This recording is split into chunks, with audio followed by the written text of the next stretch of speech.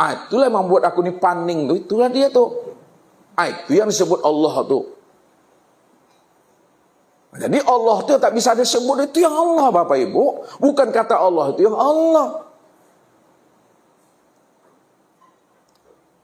Maka yang zahir ini, inilah wujudnya. Maka bedakanlah mana yang Allah dan mana wujud Allah. Cara menghantarkan pahamnya. Bapak Ibu bisa nggak melihat sholat? Bisa Pak melihat sholat? Halo? Tidak. Bisa atau tidak Bapak Ibu melihat sholat? Nggak pernah Bapak Ibu bisa melihat sholat. Yang Bapak Ibu lihat apa sebenarnya? Perbuatan sholat. Mana yang katakan perbuatan sholat?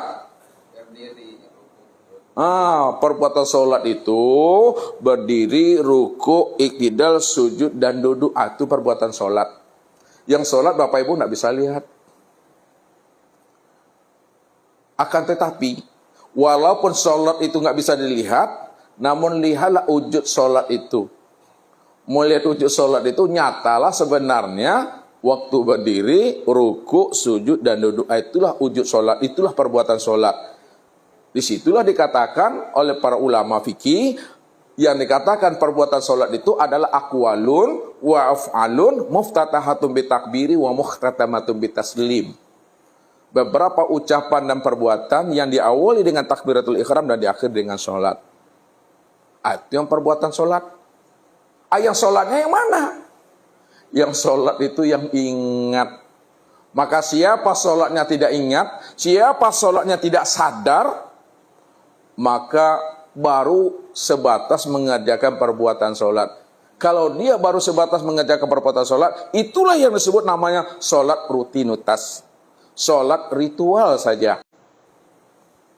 Itu nggak ada nyawanya itu. Ini yang dijelaskan oleh Rasul. Sayati zamanun ala umati yusalluna wala yusallun.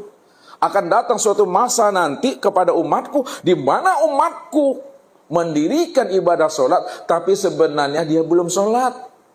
Dia sebatas melakukan perbuatan sholat, pekerjaan sholat, kewajiban, rutinitas, ritual.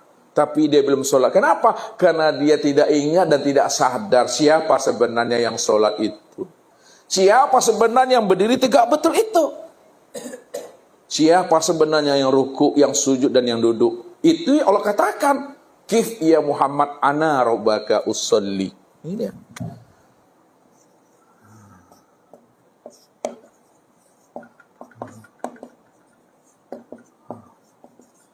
Kif ya Muhammad. Berhentilah engkau yang Muhammad yang mengatakan engkau yang sholat, yang berdiri, ruku, i'tidal, dan sujud. Ana rabbaka usolli. Akulah Rabbmu yang sholat itu. Itu yang baru dikatakan. Kalau tidak, apa kata Rasul? Ada dua orang di antara umatku sama-sama mendirikan ibadah sholat.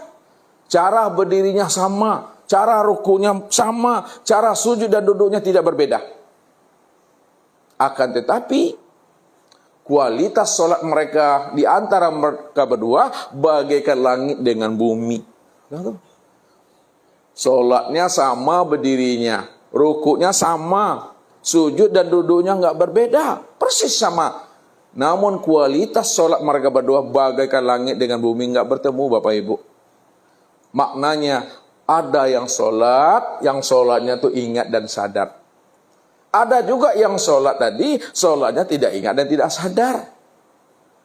Sholat yang mengenal Allah, dan ada pula sholat yang tidak mengenal Allah. Sholat yang ingat itu bagaimana? Ingat kata Allah, aku nih dirimu. Aku tuh yang berdiri, aku yang ruku, aku yang sujud, aku yang duduk.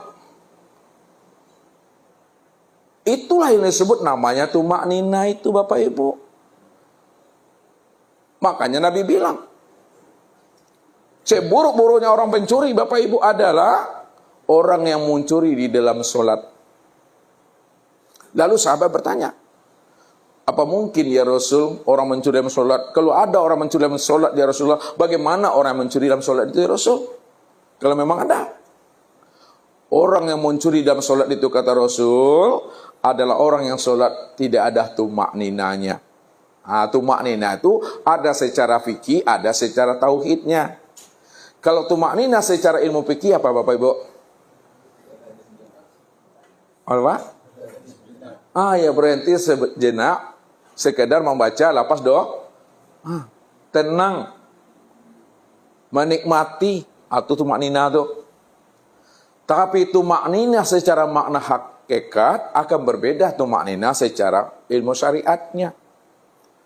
Makna tumakninah yang dikatakan oleh Rasul yang sebenarnya itu adalah apabila seseorang itu masih mengatakan dirinya yang berdiri tegak betul, dirinya yang sholat itu belum ada tumakninahnya tuh. Kalau dia mengatakan dia yang rukuk, belum ada tumakninahnya. Kalau dia yang mengatakan yang sujud dan duduk, belum ada tumakninahnya. Inilah pesan Nabi. Man sholla sholatan falam ta'murhu bil ma'ruf walam tanhahu anil fahsya'i wal munkar lam yazdad biha minallah illa mu'da. Siapa yang mendirikan sholat, baik yang wajib maupun yang sunnahnya, tapi sholat yang dia dirikan itu tidak mampu menyuruh dia kepada yang ma'ruf, tidak mampu pula mencegah dirinya kepada perbuatan keji dan mungkar, lam yazdad biha minallah. Sholatnya itu tidak akan pernah bisa mendekatkan dirinya dengan Tuhan. Bahkan sholat yang dia dirikan itu semakin jauh daripada Allah. Apa sebabnya? Karena dia merampok di dalam sholatnya. Dia masih merampok hak Allah. Itu yang dikatakan oleh Rasul, dia mencuri dalam sholatnya. Apa makna mencuri itu? Dicurinya bahwa dialah yang mengatakan dia yang wujud. Akulah yang wujud tuh. Aku yang berdiri, aku yang ruku, aku yang sujud. Ketika dia merasa dia yang berdiri, yang ruku, sujud dan duduk, dia merasa yang melihat, mendengar, berkata, itulah orang yang merampok hak Allah itu. Maka sholatnya tidak bisa mencegah perbuatan keji dan mungkar. Inilah pesan Nabi. Kamin qaimin hazumin sholati at-tabu wan nasab. Berapa banyak orang yang mengerjakan sholat, tapi dia tidak mendapatkan apa-apa daripada sholatnya, melainkan at-ta'abu wan nasab. Hanya rasa capek, panik, letisenya Bapak Ibu. Walaupun tubuh kita ini udah reok, udah usang, udah lapuk diri kita ini kena rajin sholat, tapi kita masih merampok hak Allah dalam sholat, maka sholat kita itu tidak memberi hikmah dan faedah. Inilah orang yang takicu di nantarang namanya. Kata Allah, wahum yahsabuna annahum yuhsinuna sun'a. Mereka mengira dan menyangka bahwa dia telah melakukan sholat yang terbaik, padahal mereka tidak sadar, kata Allah, dia sudah tertipu dengan diri dan amalnya sendiri. Dia merasa diri yang sholat. Inilah sebenarnya orang yang fawailul lil musolli.